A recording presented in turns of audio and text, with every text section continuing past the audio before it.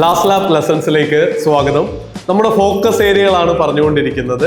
Communication എന്ന് പറഞ്ഞൊരു module നിങ്ങൾക്ക് അറിയാം, പരിചിതമായിട്ടുള്ള മൊഡ്യൂളാണ്.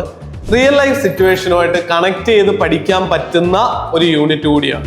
ഹലോ, കേൾക്കുന്നില്ല. സെൻഡർ ആരാണ്, റിസീവർ ആരാണ്, types of communication, vertical communication, grey point communication, ഇങ്ങനെയുള്ള കീ പോയിന്റുകൾ റിയൽ ലൈഫുമായിട്ട് ബന്ധപ്പെടുത്തി തന്നെ പഠിക്കുക. അതോടൊപ്പം തന്നെ മെറ്റാ കമ്മ്യൂണിക്കേഷൻ പോലെയുള്ള പുതിയ ഏരിയകൾ റിലേറ്റ് ചെയ്യാൻ പറ്റാത്ത സംഗതികൾ ഉണ്ടെങ്കിൽ അത് ഷോർട്ട് നോട്ടായിട്ട് എഴുതി മനസ്സിലാക്കി പഠിക്കാനും ശ്രമിക്കുക.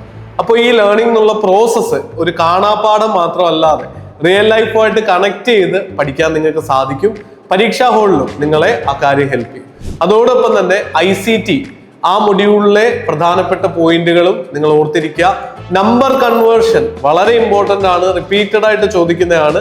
പല നമ്പർ സിസ്റ്റം ബേസ് മാറുന്നതിനനുസരിച്ച് ഡെസിമൽ ആവട്ടെ, ഒക്ടാ ഡെസിമൽ ആവട്ടെ, അതുപോലെ നമ്മുടെ പല തരത്തിലുള്ള ബൈനറി അടക്കമുള്ള ബേസുകളെ കൺവേർട്ട് ചെയ്യാനുള്ള കാര്യം ആ യൂണിറ്റിൽ നിന്നും നോക്കുന്നത് ഓർക്കുക.